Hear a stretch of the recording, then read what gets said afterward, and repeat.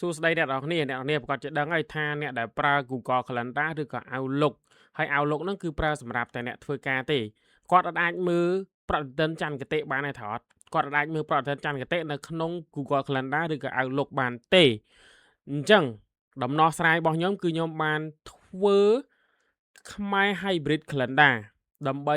ញាត់ចូលទៅកាន់ Google Calendar ហើយនិង Outlook តោះតើមើលទាំងអស់គ្នាតើខ្ញុំធ្វើម៉េច website របស់ខ្ញុំដែលអ្នកនរអាចវាយបានខ្មែរ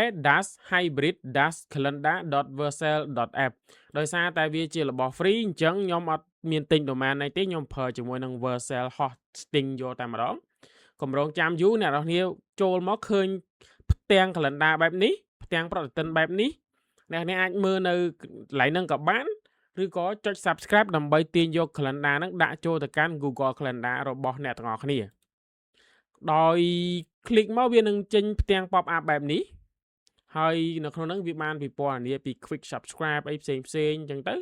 ប៉ុន្តែអ្វីដែលខ្ញុំចង់បរៀនអ្នកនរគ្នាគឺតើតើនឹង calendar URL អ្នកនរគ្នាគ្រាន់តែចុចកន្លែងសញ្ញា copy URL ហ្នឹងមកប៉ាច់ហើយអ្នកនរគ្នាត្រឡប់មកកាន់ Google Calendar របស់អ្នកនរគ្នាឬក៏ Outlook Calendar របស់អ្នកនរគ្នាមកចូលមកកាន់កន្លែងហ្នឹងវិញអ្នកនរគ្នានឹងឃើញពាក្យថា other calendar ហើយចុចសញ្ញាបូកយកពាក្យថា from URL ហ្នឹងបានន័យថាយើង import calendar របស់ខ្ញុំហ្នឹងដាក់ចូលទៅក្នុង Google Calendar ហើយរយៈពេលនៃ Google Calendar វា render ទាញយក calendar របស់ខ្ញុំហ្នឹងមានរយៈពេល3600ឆ្នាំអញ្ចឹងអ្នកនាងបាច់ភ័យទេប្រើរហូតដល់3600ឆ្នាំបានវាឈប់ render calendar ថ្មីអ្នកនាងចុចលើ create មកអ្នកនាងនឹងឃើញពាក្យថាខ្មែរ hybrid calendar នៅកន្លែងនេះដោយសារតែ calendar ហ្នឹងខ្ញុំធ្លាប់ add ម្ដងហើយអញ្ចឹងខ្ញុំអត់ចាំបាច់ត្រូវបង្ហាញអ្នកនាងពី add ទេប៉ុន្តែចុចកន្លែង add មិញហ្នឹងវានឹង render មកហើយអញ្ចឹងពេលដែលវាទាញមកបានអ្នកនាងនឹងមើលឃើញហ្នឹងហើយណានេះខែច័ន្ទគតិណាអ្នកនាង13កើតខែបឋមសាទអញ្ចឹងថ្ងៃទី27ខែ6អញ្ចឹងស្អែកថ្ងៃកអញ្ចឹងទៅថ្ងៃ14កើតនៅក្នុងហ្នឹងគឺវាមានevent ផ្សេងថ្ងៃសិលថ្ងៃកបុណ្យទិវាអន្តរជាតិ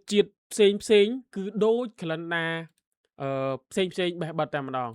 តែវា special ថងថាវាពិសេសថងថាអ្នកនរគ្នាអត់ចាំបាច់ធ្វើប្រើ app អីផ្សេង